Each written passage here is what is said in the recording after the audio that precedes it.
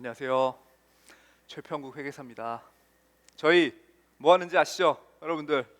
예? 이거 보고 계시는 분들 저희 이거 합니다. 이거 스타트업을 위한 전문가의 맞춤 실무 교육. 그래서 저희가 뭐 노무, 뭐 법무, 변리, 그다음에 세무 회계, 프랜차이즈, 그리고 창업 관련 전문 분야를 다 경험하고 있는 우리 자격사들한테 이러한 전문 강의를 다 지금 맡기고 진행 중에 있습니다. 여러분들 이 강의를 먼저 시작하기 앞서 간략하게 말씀을 좀 드리자면, OT 보셨나요? OT 보셔야 됩니다. 저희가 어떤 컨셉으로 어떻게 강의를 진행할 건지에 대한 오리엔테이션 동영상이 있고요. 그것들을 확인해서 강의가 이렇게 진행되고 있구나, 이런 것들을 먼저 확인해 주시고요. 그 다음에 각각 이제 맡은 분야에 따라서 그 전체적인 흐름 내에서 전문 분야들, 그 가상기업이라는 하나의 기업을 설정해서 그 기업이 흥망성쇠가 있을 거잖아요. 그 기업의 어떤 창업 단계에서부터 쇠퇴기까지 이르기까지 그러한 이제 다양한 어떤 기업의 라이프 사이클 안에서 발생될 수 있는 상황들, 이런 상황들 기준으로 그때그때 검토해야 될 포인트 위주로 이제 강의를 진행할 예정입니다. 이 강의를 듣는 스타트업 수강생들의 범위를 잠깐 말씀드리자면, 우선은 데스밸리를 지나서 뭐 5년 차 이상의 기업들은 이걸 들으실 필요가 없을 수도 있어요. 왜냐하면 그분들은 우여곡절이 많은 분들입니다. 이미 뭐 거의 세옹지마를 다 겪었다고 보면 돼요. 스타트업을 시작해서 처음 1년은 되게 뭐 여러분들도 지금 이 강의를 듣고 계신 분들도 뭐 창업을 준비 중에 있으시거나 아니면 창업을 막 시작한 분, 아니면은 뭐 1, 2년 내에 지금 스타트업을 운영하고 있는 분들일 거예요. 그런 분들은 앞단의 어떤 열정과 에너지로 쭉 진행되다가 뭐 지치는 부분들이 있어요. 매출 내가 목표한 매출을 일으키지 못하거나 아니면 매출 말고도 다른 KPI를 잡죠. 그래서 뭐 플랫폼 사업을 하면 뭐 플랫폼에 가입한 가입자 수라든지 뭔가 우리의 비즈니스가 성장하고 있는 느낌, 그런 그림을 그려주면서 필요한 자금 조달에 대해서 뭐 스타트업 관련된 뭐 엔젤을 찾아간다든지 아니면 크라우드 펀딩, 뭐 VC, 이러한 다양한 자금 조달을 뭐 획득하기 위한 고민들을 하고 있는 그런 기업들도 있으실 거예요. 저희는 이제 그러한 기업들, 근데 이제 그러한 기업들이 한 5년 넘어가고 6년 넘어가면 다양한 이제 경험들을 통해서 어느 정도는 커버가 가능한 법률 지식, 경영 지식이 쌓였을 거예요. 하지만 그래도 좀 체계적으로 처음부터 이러한 상황들별로 그 상황에 맞는 이슈를 다루는 강의는 아마 없을 겁니다. 저희 대한민국에서 처음으로 시도한 저희 스타트업 인스티튜트 그 전문가라고 하면 저희들도 스타트업이거든요. 청년 창업가에 해당됩니다. 저희 같은 전문 자격사 자격증을 갖고 있는 청년 창업가들로부터 듣는 맞춤 실무 교육이라는 거, 이거는 대한민국의 최초다. 그렇게 아시면 됩니다. 그래서 본격적으로 제가 강의를 시작하려고 하는데, 제가 맡은 분야는 세무회계 그리고 재무 분야입니다. 간략하게 제 소개를 드리자면, 저는 공인회계사고요. 3일회계법인에 근무를 하다가 감사본부, 그 다음에 텍스본부를 거쳐서 여러분들처럼 한번 뜨거운 열정을 가지고 한번 시도해보자, 나가서 스타트업 내가 하고 싶은 일 자유롭게 하면서 뭐 돈도 벌면 좋고 그걸 통해서 정말 내가 사람들한테 또는 사회에 기여하는 좀 의미 있는 일을 하고 싶다, 이런 생각으로 나왔습니다.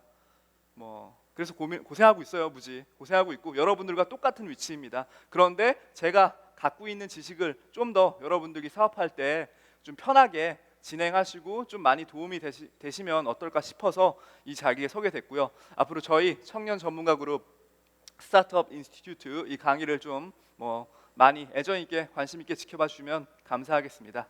강의 시작할게요. 서두에 말씀드렸다시피 저희는 어떤 이제 가상 기업의 라이프 사이클을 기준으로 이 기업이 성장하고 점점 성숙하고 쇠퇴기까지 이르기까지의 어떤 상황별, 단계별 그런 이제 이 기업이 정업할 수 있는 상황들 위주로 그 상황에 대해서 발생하는 이슈 중심의 해결책을, 솔루션을 제공하는 강의입니다. 그래서 일반적인 기업들은 이런 식으로 왼쪽이 기업 가치고 X축이 그러한 단계별이면은 이러한 기업 가치 흐름을 보여요. 하지만 이건 그냥 일반적인 얘기고, 예를 들어 내가 지금 운영하는 스타트업이 갑자기 미친 듯이 사업이 잘 될 수 있어요. 그래서 초중기에 이미 나의 기업 가치를 극대화시켜서 이 시점에서 나는 VC한테 전량 매도, 지분을 매도해가지고 갑자기 큰 게인을 얻을 수 있죠. 캐피탈 게인을. 그럴 수도 있고 아니면 그냥 지지부진하다가 그냥 이렇게 떨어지고 다양합니다.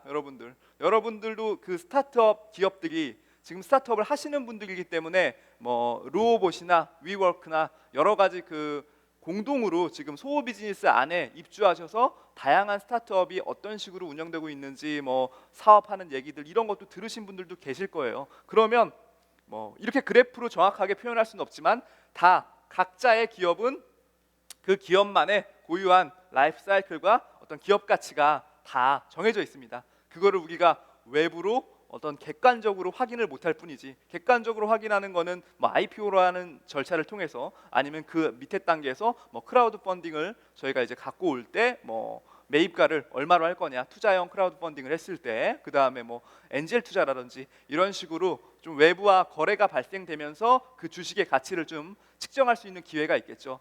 그러기 전까지는 이거는 그냥 하나의 예시일 뿐이고 실제 우리 회사의 가치가 얼마다 주장하기 나름이죠. 그것도 잘 포장하고 주장할 필요가 있어요. 그래서 저희는 그냥 일반적인 기업의 흥망성쇠를 다루고 있습니다. 그 단계에서 지금은 첫 번째 시간이잖아요. 그래서 여기 창업 단계, 저희가 지금 창업 단계에서 겪을 수 있는 일들을 좀 나열해 보겠습니다.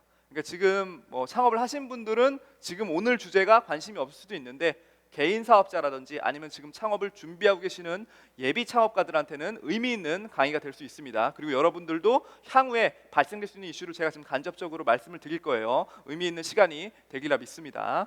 그래서 창업 단계를 한번 확인할 거고요.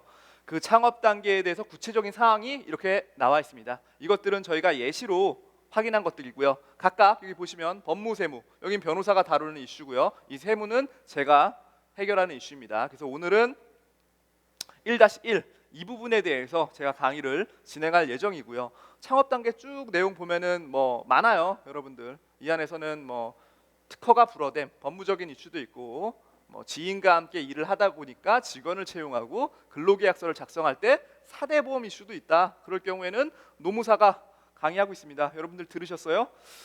저희 홍일점입니다. 박예인 노무사. 좋은 분이세요. 한번 들어보세요. 그 다음에 또 뭐 있을까요?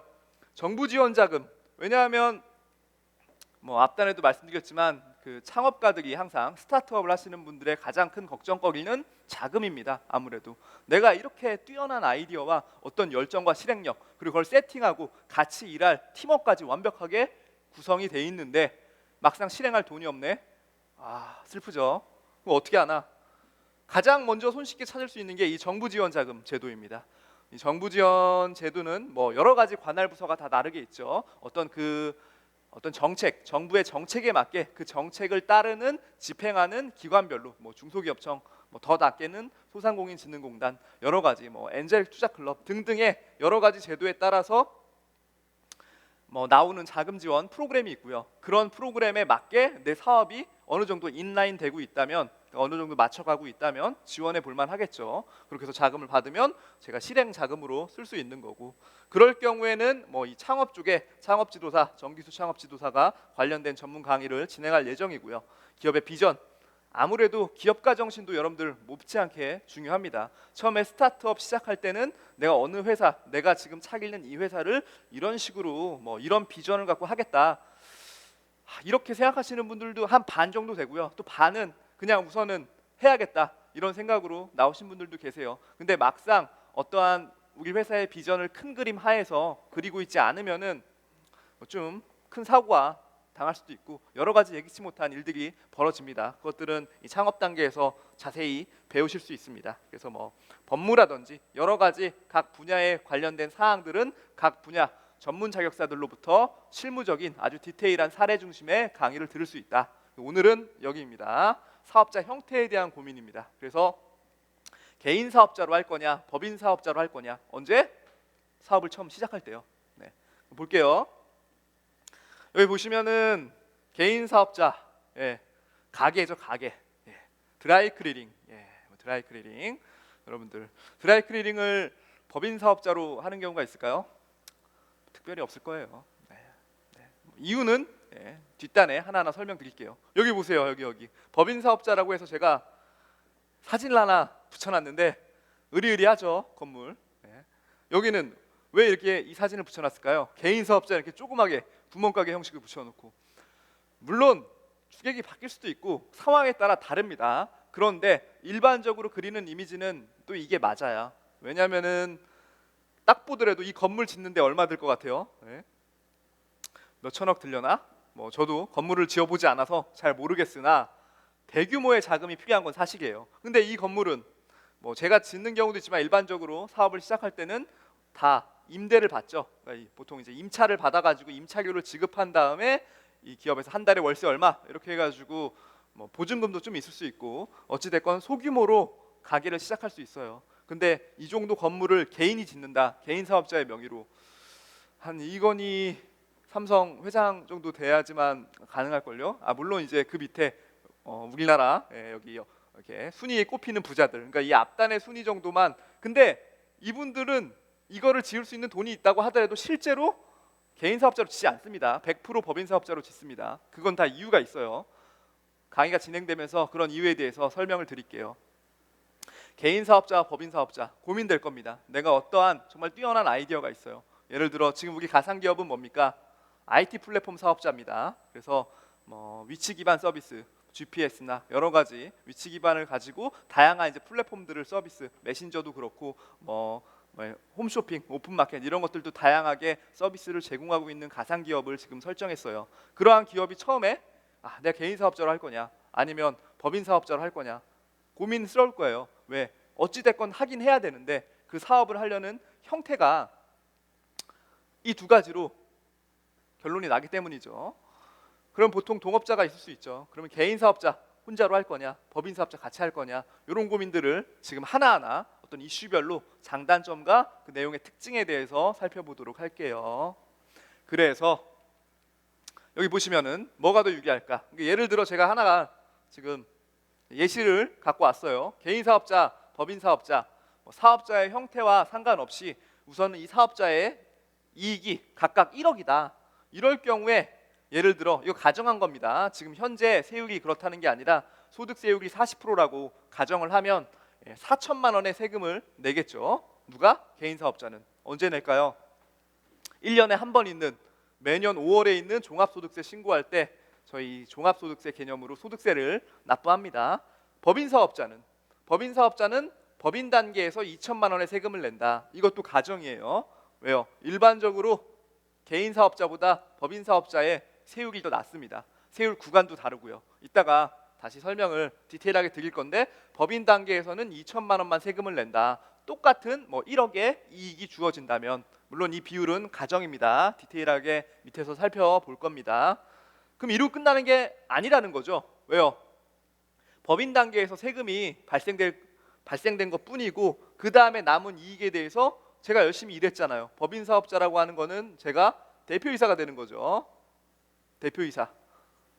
대표이사의 어떤 성격과 역할, 지위 이런 거에 대해서는 박정훈 변호사가 따로 디테일하게 강의를 진행할 예정이고요.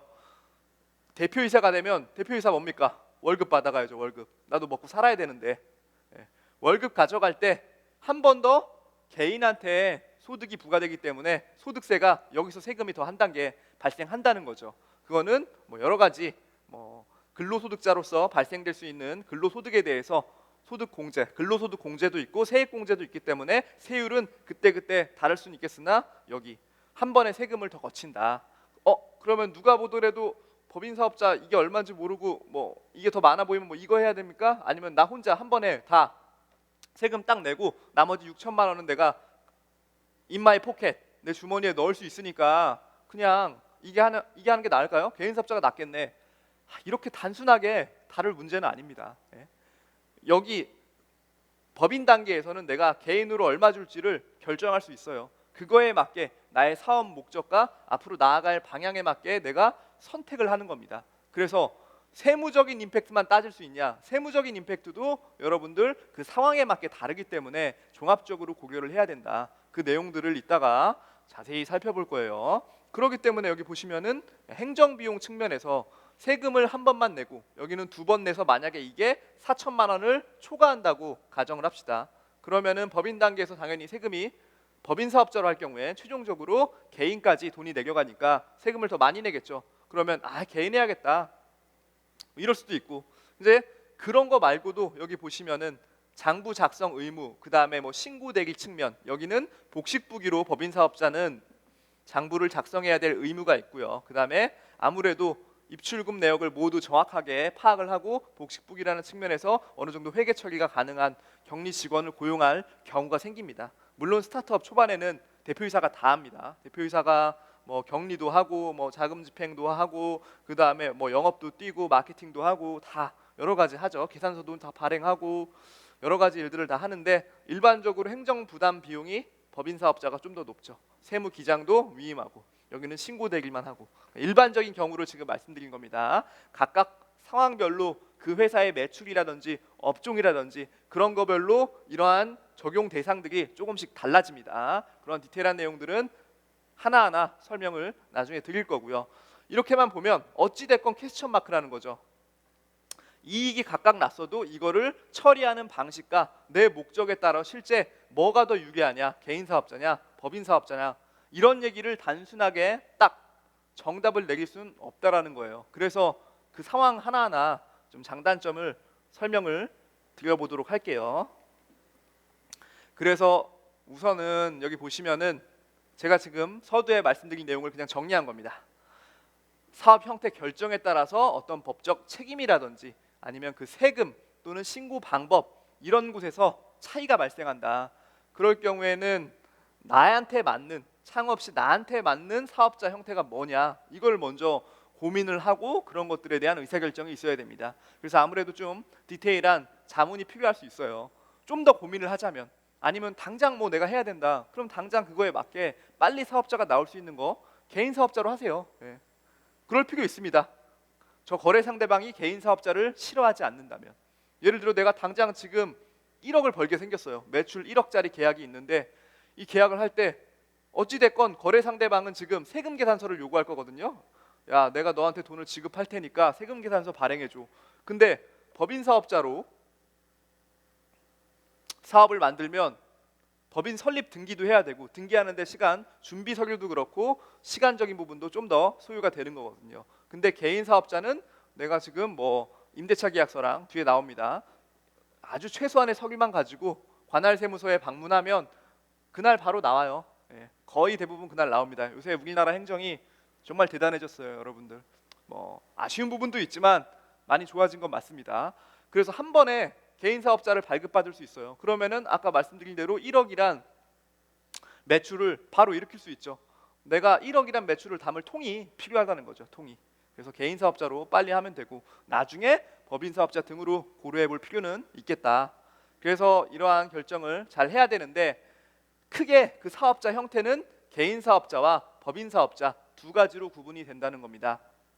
선생님, 다른 거 있어요. 뭐 조합이란 형태도 있고, 뭐 개인 사업자 안에서 이제 동업을 하면 공동사업자 형태도 있고, 요새는 뭐 디테일하게 뭐 사회적 기업 뭐 이런 것들도 있고, 법인 안에서도 여러 가지 회사의 종류가 있을 수 있습니다. 그런데 우리가 처음 스타트업, 일반적으로 처음에 고민할 때는 이 두 가지 사업자 형태로 고민을 한다는 거예요. 한번 읽어볼게요. 개인 사업자는 경영의 모든 책임을 사업자로 등록된 대표자인 개인이 책임을 지는 사업 형태입니다. 그래서 내가 쉬운 말로, 어려운 말이죠 이게. 쉬운 말이 아니죠. 무한 책임을 진다고 보시면 됩니다. 무한 책임. 제한이 없는 책임이다. 다 옴팡 뒤집어 쓴다. 나쁜 거 아니에요? 뭐 또 그렇지만은 않아요. 여기 볼게요. 법인 사업자, 다수인이 자본을 출자해서 설립된 인적 물적 회사로 경영자와 주주가 책임을 지는 사업 형태다. 여기에는 경영자와 주주라는 분리된 지위가 있어요. 이 분리된 지위에 따라 역할과 책임이 달라집니다. 이 내용 궁금하죠? 이런 거는 이제 박정은 변호사가 자세하게 설명을 할 거예요. 간략하게 말씀드리면은 경영자는 경영 일선에 대한 책임을 다 지는 거고, 그 다음에 주주는 자기가 출자한 자본금 한도 내에서 유한 책임을 집니다. 근데 일반적으로 스타트업은 1인 기업이 많아요. 1인 기업. 1인 기업은 내가 예를 들어 1인 기업이 법인 사업자를 낸다. 그러면은 어떻게 하겠어요? 주주가 한 명이죠. 주주가 나 혼자고, 이 주주가 여기 있는 회사를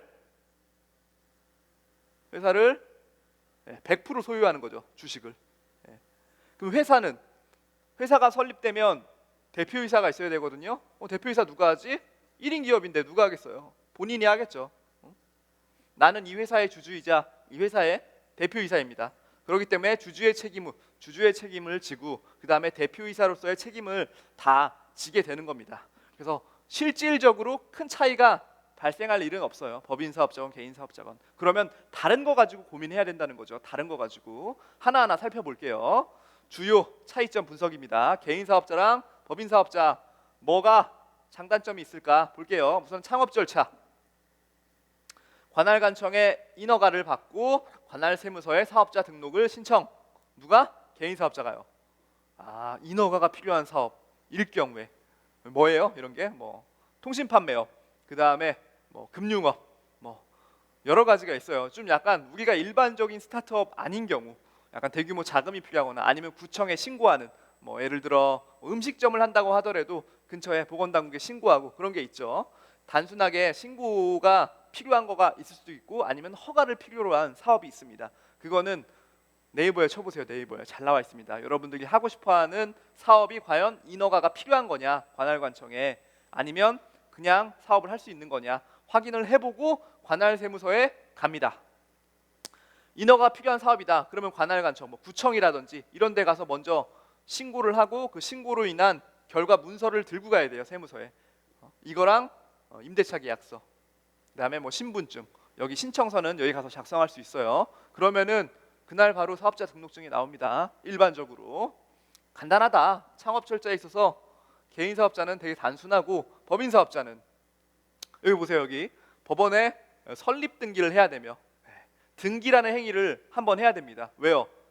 법인이란 개념은 법에서 정한 인격이라고 하는 거죠. 법인. 없던 사람을 새롭게 만든 거예요. 그거를 누가 입증을 해줘야죠. 그게 바로 이제 등기소에서 이러한 설립 등기를 통해서 새로운 인격체가 탄생했다는 걸 확인해 주는 거죠. 그러기 위해 그러한 절차가 필요합니다. 이거로만 끝나는 게 아니다. 여기 세금도 내야 된다. 자본금에 대해서 등록세도 내고 제세금, 그 다음에 뭐 법무사한테 이러한 법인 설립 절차를 맡긴다면 법무사 수수료 등의 설립 비용들이 좀 발생할 수 있습니다. 그래서 법인을 완성한 이후에, 설립한 이후에 관할관청에 인허가를 받고 뭐 관할세무서에 사업자 등록증을 신청한다. 그 뒷단은 여기 개인 사업자랑 동일합니다. 근데 앞단에 법인 설립 등기라는 행위를 해야지 법인 사업자가 나온다는 거 잊지 마세요. 뒤에 절차랑 비용적인 측면은 다시 한번 설명을 드릴 겁니다. 그다음에 사업에 대한 책임. 아까 잠깐 말씀을 드렸죠. 전장에서 경영상 발생하는 모든 문제라면 뭘까요? 부채, 내가 빚을 졌어요. 또는 뭐 누구에게 손해를 끼쳤어요. 이럴 경우에는 내가 이 손해를 부담해야 되고 빚이 있으면 갚아야 된다는 거죠. 이러한 발생 위험에 대한 무한 책임을 부담하는 게 개인 사업자의 특징입니다. 반면에 법인 사업자는, 법인 기업의 주주는 출자한 지분 한도 내에서만 책임을 부담한다. 이런 걸 바로 유한 책임, 한도가 있는 책임, 그렇게 해서 유한 책임이라고 말을 하고요. 실제로 근데 아까 말씀드린 대로 1인 기업일 경우에는 대표이사가 주주이고 주주가 대표이사입니다. 지위는 다르나 이제 1인이 2역을 하는 거예요. 그렇기 때문에 사실상 여기 아래 보시죠. 대표이사 등 개인이 법인의 채무에 대해 연재 보증을 한 경우에는 법인의 부채에 대해서 개인 재산으로 책임질 수 있다. 그 다음에 과점주주의 경우 법인의 세금에 대해서 2차 납세 의무를 부담한다. 법인이 세금을 체납했어요. 그런데 내가 이 법인의 대주주야. 대주주. 그러면 세무서는 법인을 조지려고 하는데 법인이 돈이 없대요. 그러면은 여기 대주주를 조집니다. 그래서 여기 보시죠. 2차 납세 의무가 있어요. 그래서 불리하다. 그러면은 개인 사업, 법인 사업 차이 있지 않냐? 근데 주주가 별도로 있고 대표이사가 별도로 있으면 이 주주는 순수 자본금만 출자하고 다른 역할을 행하지 않은 거예요. 그러면은 이 사람은 내가 자본금으로 쏜 그 돈에 대해서만 유한 책임을 진다는 거죠.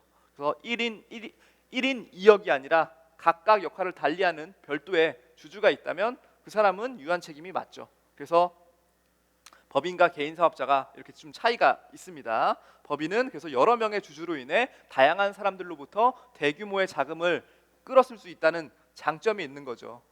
그래서 아까 제가 개인 사업자와 법인 사업자 건물 차이 막 으리으리하게 이렇게 돼서 비교해놨죠. 다 그런 이유가 있습니다. 여러 명한테 돈을 많은 금액을 출자받을 수 있어요. 법인의 그런 장점이 있습니다.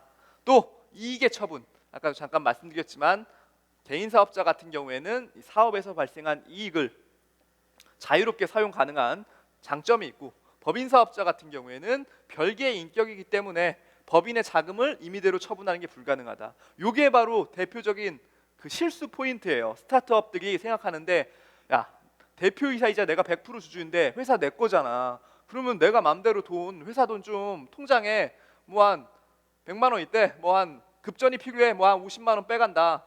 이럴 수 있는 거 아니야? 이럴 수 있는 거 아니에요. 이럴 수 있는 거 아닙니다, 여러분들. 네? 이렇게 하면 안 돼요. 아까 말씀드린 대로 법인 별도의 인격체예요. 그 사람의 허가가 필요해요. 허가? 이 사람의 주인은 나 아닙니까? 주인은 맞는데 별도의 인격체이기 때문에 적법한 절차에 의해서 돈을 가져가야지, 대표이사라고 무단으로 돈을, 법인의 통장에 있는 돈을 막 빼갔으면 안 된다는 겁니다. 그래서 여러분들 스타트업들이 뭐 세무신고 같은 거 할 때 항상 이슈가 되는 부분이에요. 이게 세무서 사무실에 이제 뭐 내가 신고대기를 맡겼다, 어느 뭐 회계사나 세무사한테 맡겼을 때 그쪽에서 이제 하는 얘기가, 이거는 뭐 가지급금 처리해야 됩니다, 뭐 이런 얘기하면서 여러 가지 세무적인 불이익이 있습니다, 뭐 이런 얘기를 한단 말이에요. 근데 되게 어렵죠. 무슨 얘기하는 거야 막 이런 생각 드는데, 우선은 이 부분 나중에 강의 시간 때 다룰 예정인데 하지 마세요. 또는 적법한 거래를 만들어야 된다. 그러면은 가능합니다. 왜냐면 세무적인 불이익이 발생한다는 겁니다. 사실상 급전 필요하면 쓰긴 써야죠. 쓸 때가 있는데 그래도 이런 대규모의 금액을 장기적으로 빌려가서 안 갚는다, 그러면 나중에 큰 문제가 발생하는 겁니다. 이러한 부분에 있어서 차이가 좀 있어요. 법인 사업자는 아무래도 더 제약이 많다. 여기 써 있잖아요. 그래서 대표이사는 법인으로부터 급여를 수령해서 또는 배당이라는 절차를 통해서 내가 돈을 가져갈 수 있는 거죠. 배당은 내가 주주일 경우에, 대표이사가 주주이고 주주가 대표이사일 경우에는 배당이라는 형식으로 이런 적법 절차입니다, 여러분. 스타트업 할 때 이래서 기업가 정신이 좀 중요해요. 기업가 정신을 내가 잘 이해하고 실천하고 있으면 이런 부분에 대해서 거부감이 없거든요. 근데 일부 사업자들은 좀 아쉬운 부분이 있습니다. 뭐 그렇긴 해요. 그래도 뭐 어쩔 수 없죠. 자금 인출 가능하다. 적법 절차하면 뭐 누가 뭐라고 하겠어요. 내가 월급 받는다, 오케이죠. 그다음에 내가 주주인데 우리 회사가 이득이 많이 났어요. 이익 많이 났으니까 일부는 배당을 하겠다. 한 주에 얼마, 이렇게 할 수 있습니다. 이러한 절차가 있고요. 그다음에 세금 차이로 봤을 때는 이거는 이익에 대한 처분 권한에 대한 설명이고, 세금 차이는 개인 사업자는 종합소득세가 과세되는데 소득 금액에 따라 6.6에서 41.8%의 5단계 누진 세율이 적용된다. 여기 이 세율은 10%인 지방소득세까지 포함한 겁니다. 본세의 10%인 지방소득세까지 포함할 경우에는 6.6%부터 최고 41.8%입니다. 법인 같은 경우에는 여기 보시면은 11%부터 최대 24.2%의 3단계 누진 세율이 적용됩니다. 이것도 역시 지방소득세가 포함된 세율이에요. 세율로 보면 훨씬 좋은 거 아닙니까? 좋은 거 맞죠?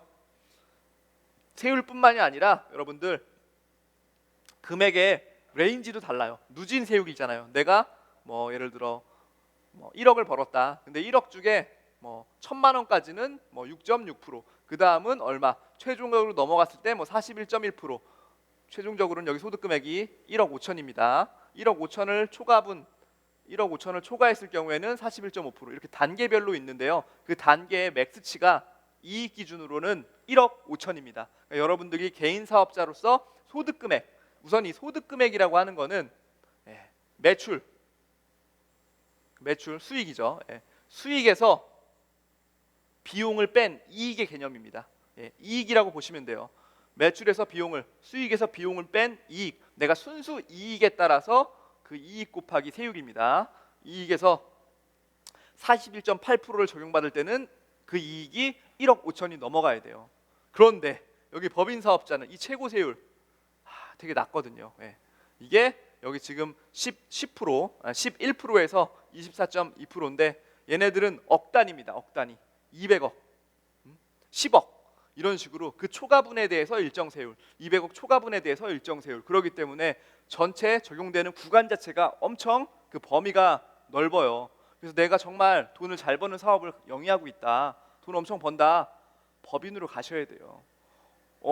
아까 말했듯이 법인 단계에서 세금 한번 걷고 그 다음에 개인 단계에서 세금을 또 걷는데 왜 법인으로 가냐? 그렇게 돈을 많이 다 벌면 개인으로 모든 돈을 다 내리지 않아요. 개인 단계까지 돈을 그렇게 많은 금액을 다 내릴 필요가 없습니다. 그 돈을 벌기까지 그 돈을 1차적으로 법인 단계에서 세금을 내고 나머지 돈을 가지고 재투자를 해서 기업 가치를 높이는 게 일반적이거든요. 여기는 무조건 내가 번 돈에 대해서는 무조건 세금을 내고 남은 돈 가지고 사업을 또 진행을 해야 돼요. 그러다 보니까 세율이 높고 세금이 많이 나가서 여기는 유축이 심한 거죠. 반면에 법인은 그 레인지도 되게 넓고 그 다음에 세율도 낮기 때문에 실제 법인 단계에서 세금은 내는데 그 세금이 적다는 거죠. 상대적으로 기업, 개인 사업자에 비해 엄청 적기 때문에 나머지 돈을 가지고 나는 재투자라는 걸 할 수 있다. 뭐 기계를 산다든지 아니면 재고를 더 매입한다든지 아니면은 직원을 더 고용한다든지 내가 돈이 많으면 그 돈을 가지고 다른 비즈니스 투자나 실행을 할 수 있잖아요. 그런 측면에서 법인 사업자가 내가 이익이 많이 나는 사업을 하면은 더 유리합니다. 예, 여러분들 잘 기억해 두시고요. 법인 사업자. 미리 처음부터 법인 사업자로 가는 경우도 많아요. 세금 차이 설명드렸고요. 아까 말씀드린 개인 사업자와 법인 사업자의 세율입니다. 그 과세 구간을 과세 표준이라고 부르고요. 1,200만 원 이하 개인 사업자 같은 경우엔 지금 지방소득세 포함입니다. 6.6%, 1,200에서 4,600 사이는 16.5%, 그 다음에 여기 사이는 26점. 그 다음에 아까 말씀드린 대로 1억 5천만 원 초과분에 대해서는 무섭죠, 무서워 세율이. 41.8% 큽니다. 내가 만약에 3억을 번다, 이익이 3억 났다, 그러면 3억에서 1억 5천 뺀 나머지 1억 5천에 대해서 41.8%의 세율을 매긴다는 거죠. 그러면 41.8% 자체가 물론 이제 이거 자체로도 비율이 크고 그 다음에 이걸 다 급여로 가져가니까 관련된 재보험 비용이 많이 듭니다. 4대 보험 내야 되죠.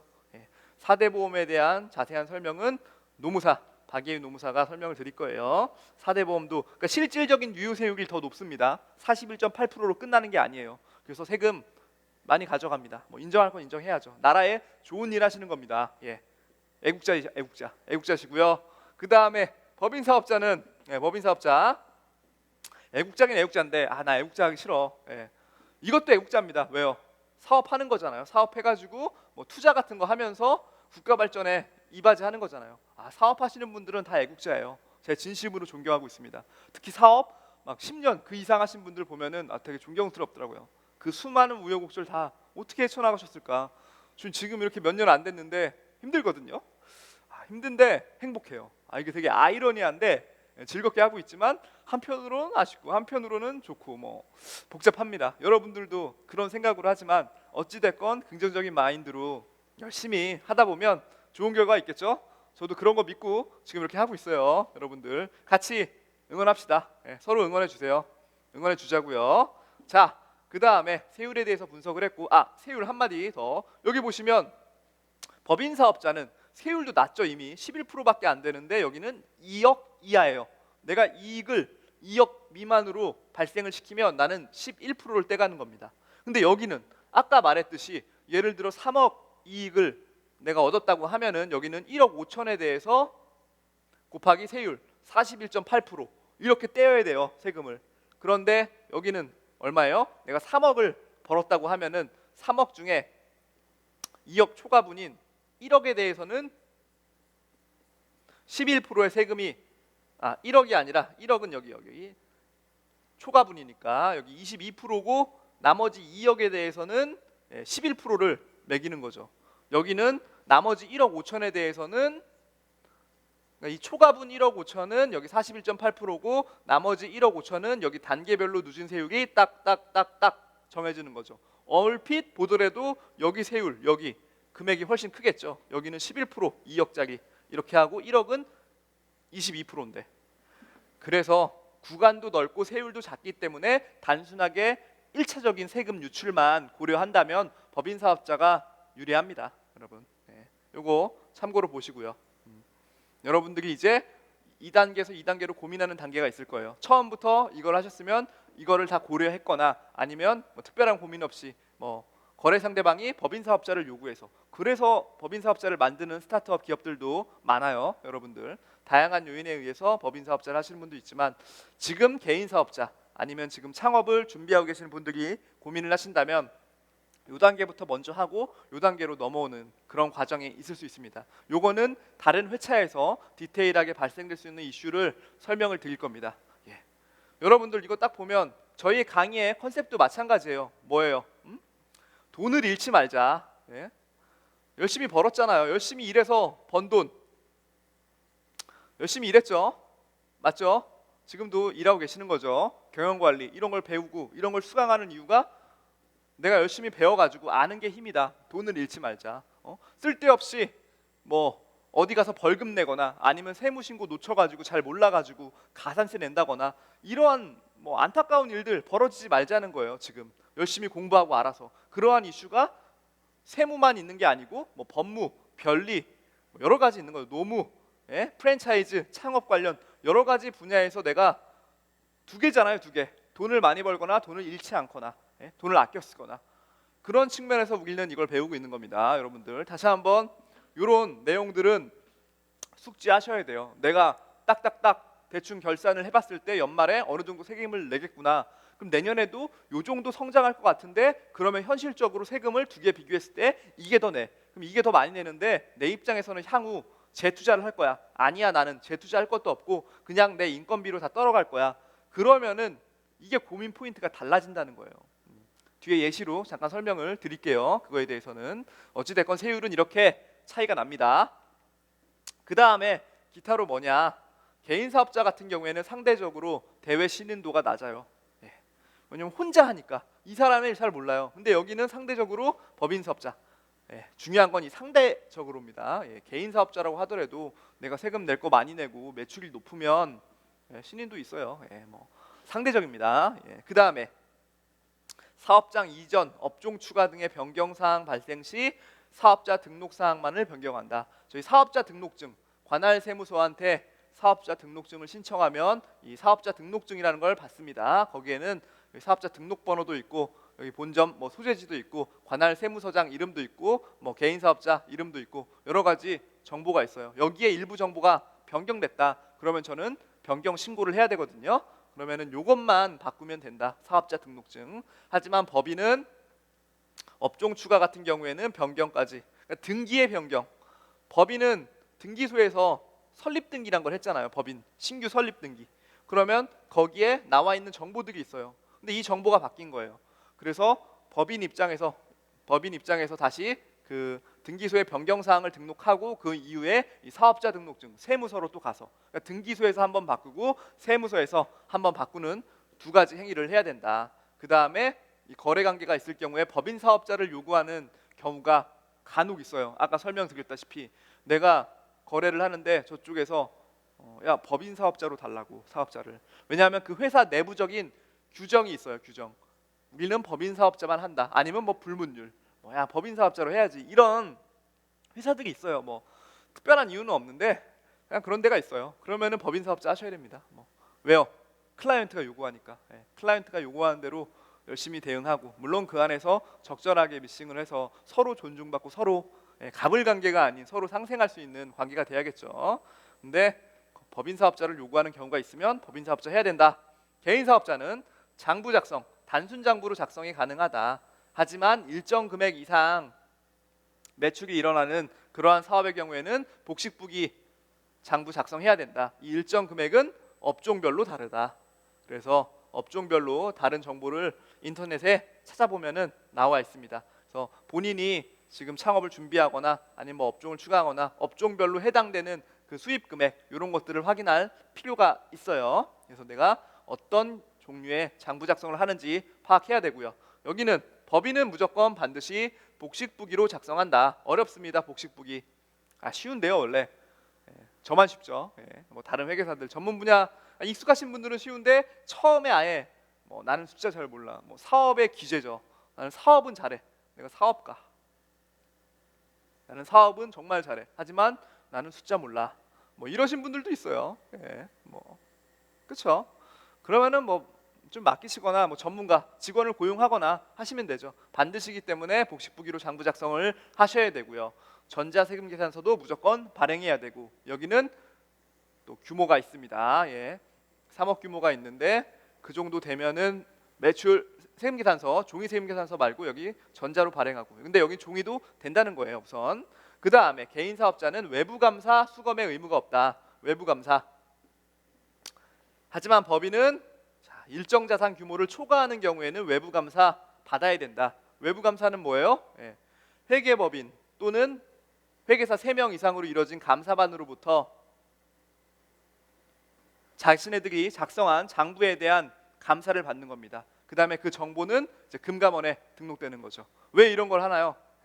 뭐 이런 얘기하면 끝도 없죠. 뭐 스타트업으로서 기본적인 경제관념은 다 알고 계시기 때문에 특별한 설명은 더 언급드리지 않겠습니다. 하지만 여러분들이 상식으로 알고 있는 바에 따르면 보통은 이렇죠.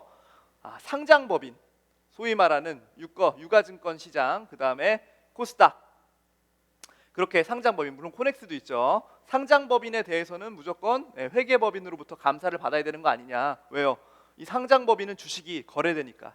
주식이 거래되려면 불특정 다수의 사람들이 이 기업에 대한 정보를 모르기 때문에 기업 입장에서 제3자인 감사인으로부터 감사를 받고 그 재무제표를 산출하는 거죠. 어떻게 보면 재무제표에다 이제 재무제표의 작성은 당연히 회사가 하고 이 재무제표에 나와 있는 숫자가 적정한지 보는 겁니다. 그런 거에 대한 보고서를 보고 이 숫자를 신뢰하는 거죠.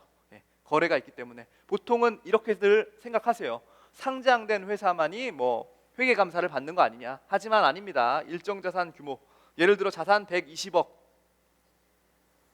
20억을 넘기면은 외부 감사 받아야 돼요. 난 상장 회사가 아닌데. 또는 뭐 여러 가지 조건들이 있어요. 그 외에 뭐 이 정도까지 가면 좀 해피하죠. 그래도 스타트업인데 내가 자산이 120억이야 회사가. 뭐 까짓것 감사 받지 뭐. 이미 돈 벌었잖아요. 어느 정도. 그렇게 생각하시는 분들은 많지 않아요. 막상 이 상황이 되면 또 비용이 또 발생하기 때문에 고민스럽죠. 어찌됐건 법인에 감사 의무가 있다. 근데 개인 사업자는 그런 거 없습니다. 차이가 좀 있어요. 자, 그 다음에 고려사항. 그러면 또 뭐가 있을까? 예를 들어 아까 제가 간략하게 언급한 부분들이 있는데요. 여기 보세요. 사업에 필요한 자금의 규모가 크면은 내 돈으로 다 해결이 안 되잖아요. 만약 내 돈으로 해결이 됐다고 쳐요. 예를 들어 뭐 10억이다. 또는 그 이상의 자본금이 필요한 돈이다. 근데 제가 이 돈이 없지만 이 돈 갖고 싶네. 이 돈이 없는데 이 돈이 있다고 쳐요. 그러면 제가 어느 사업을 할 때 이 돈을 가지고 그 사업에 올인할까요? 올인? 올인. 이 리스크 어떻게 이거 누가 책임져요? 망하면 잘 되면 좋겠지만 잘 되면 다 내가 가져가면 되죠. 하지만 망하면 책임 못 지죠 이거. 갑자기 내 돈 휴지 조각 되는 건데.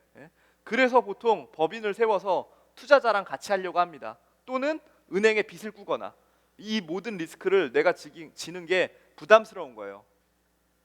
일반적으로 경제학에서는 우리는 위험 회피자로 보는 거죠. 위험 회피자. 위험 회피자. 복잡하죠. 뭐 여기 경제학 할 필요 없는데. 그러니까 한마디로 리스크에 대해서 싫어하는 거예요.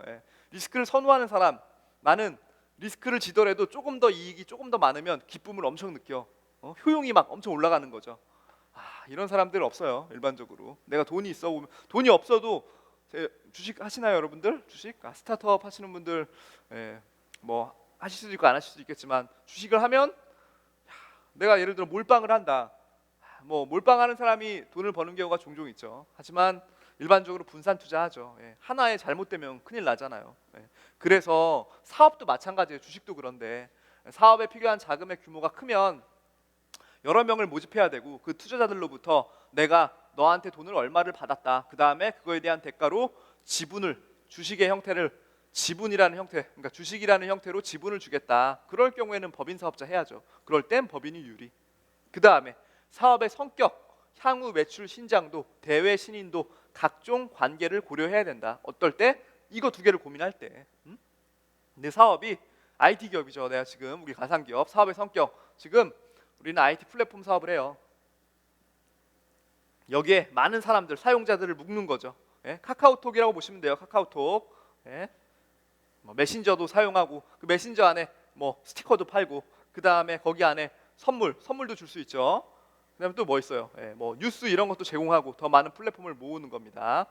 뭐 다른 추가 사업도 할 수 있고 이러한 비즈니스를 하려면 돈이 많이 들거든요. 또는 이걸 통해서 매출의 신장도가 어느 정도 예상이 된다. 그러면은 자금에 대한 미래 캐시플로우를 그려야죠. 내가 앞으로 어떤 투자를 받기 위해서 어떠한 돈이 얼마큼 필요하고 이 돈을 가지고 어떻게 쓸 거고 비용은 어느 정도 되면 내가 몇 년 뒤에는 사람들이 이만큼 모여서 실질적으로 이거를 수익 모델로 하면 향후 몇 년 뒤에 얼마의 자금이 들어온다. 이러한 고민들을 디테일하게 해주면 내가 처음부터 법인 사업자가 필요하다는 거죠. 왜? 투자를 많이 받아야 되니까. 개인 사업자가 혼자 자기 사업 계획서 들고 쫓아가봤자 이러한 일들을 그려봤자 콧방귀도 안 낍니다. 여러분들이 많이 뭐 벤모라든지 뭐 온오프믹스 뭐 이런 데 있죠. 특정 업체 얘기해도 되나?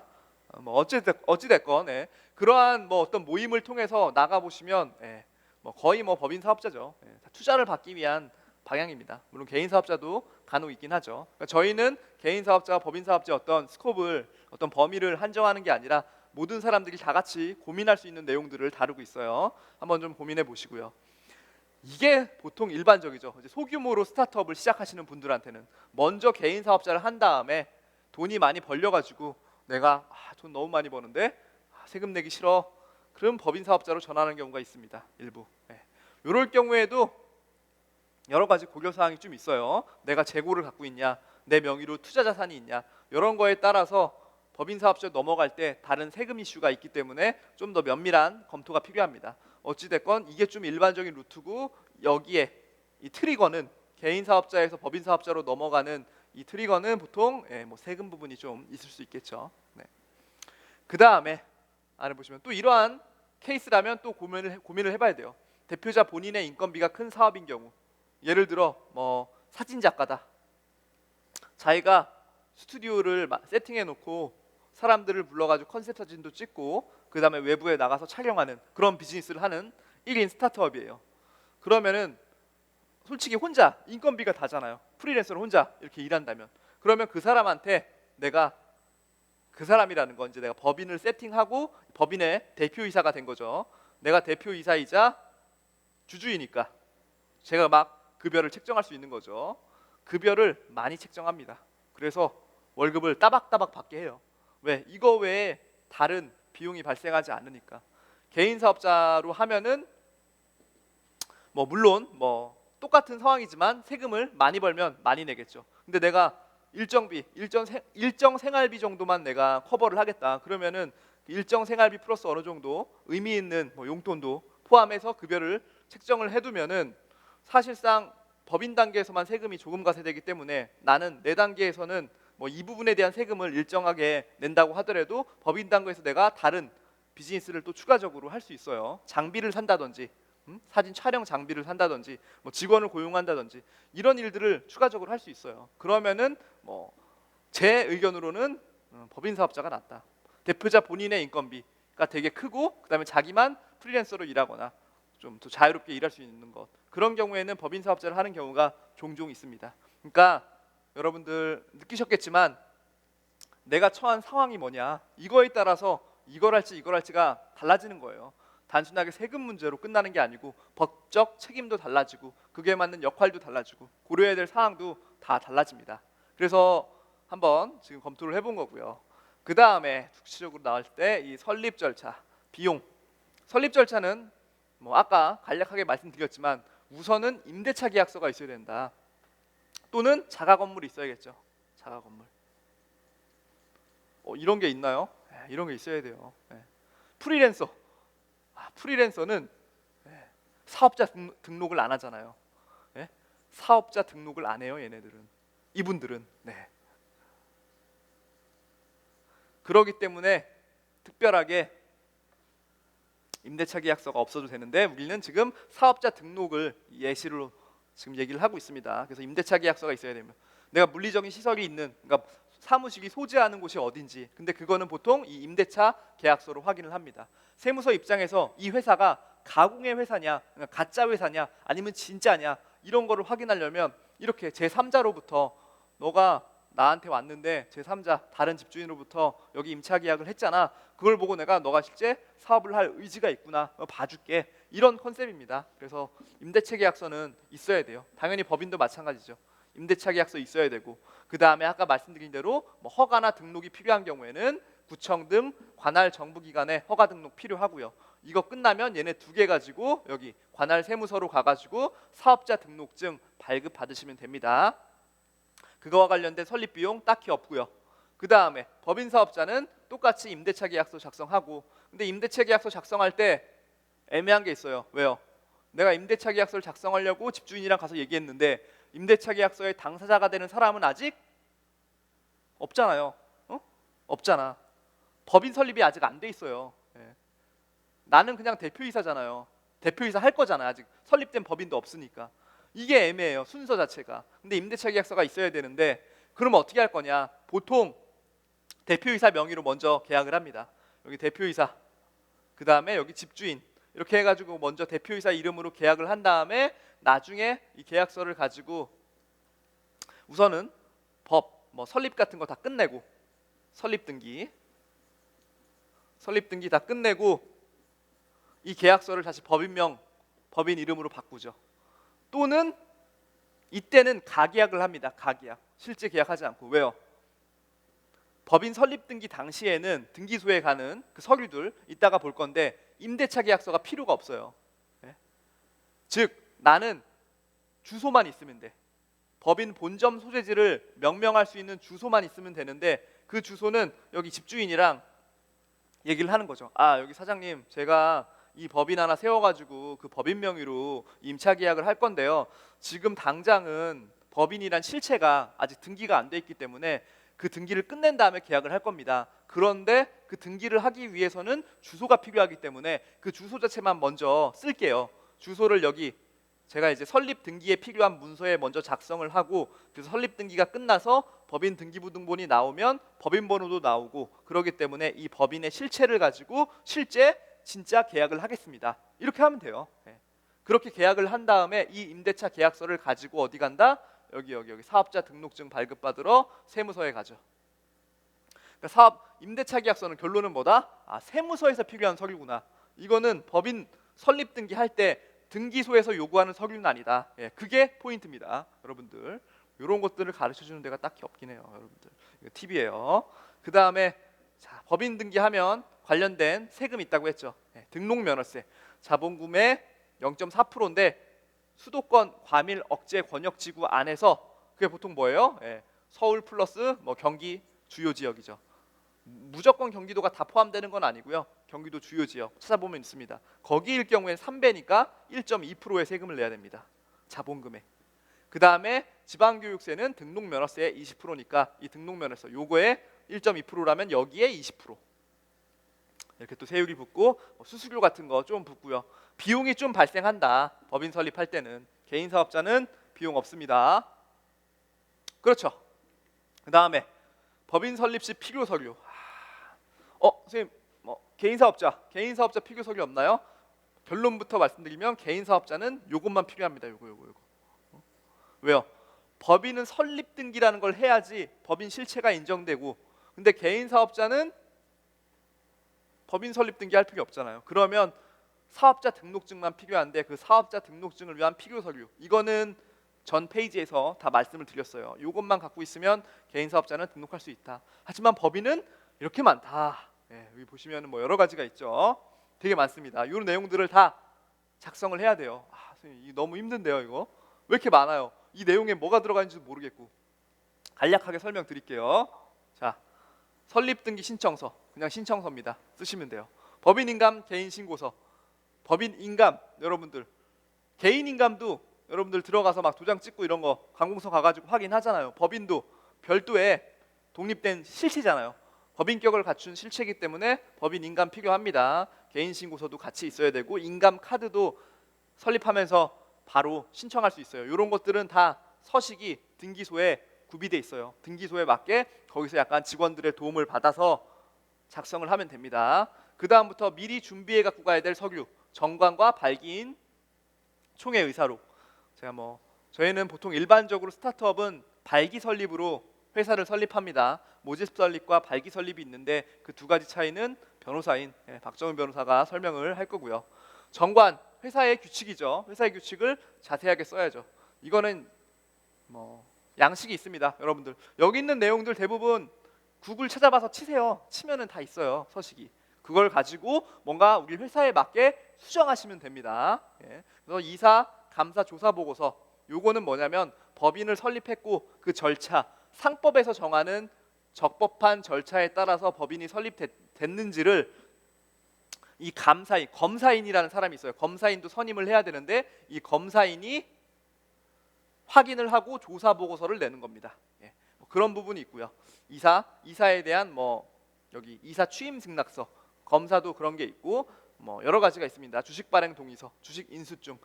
저희가 이제 주식 회사를 가정했어요. 회사의 종류는 여러 가지가 있죠. 한명합자, 유한 주식, 유한 책임 사원, 유한 책임 회사 등 상법이 개정돼서 6개 종류의 회사가 있습니다. 그 중에 대표적인 게 주식 회사예요. 주식 회사. 주식 회사가 보통 설립하면 이렇게 주주 명부를 넣어야 되고 주식 인수증 누가 인수하나요? 발기인이 인수합니다. 발기인은 보통 주주라고 보시면 돼요.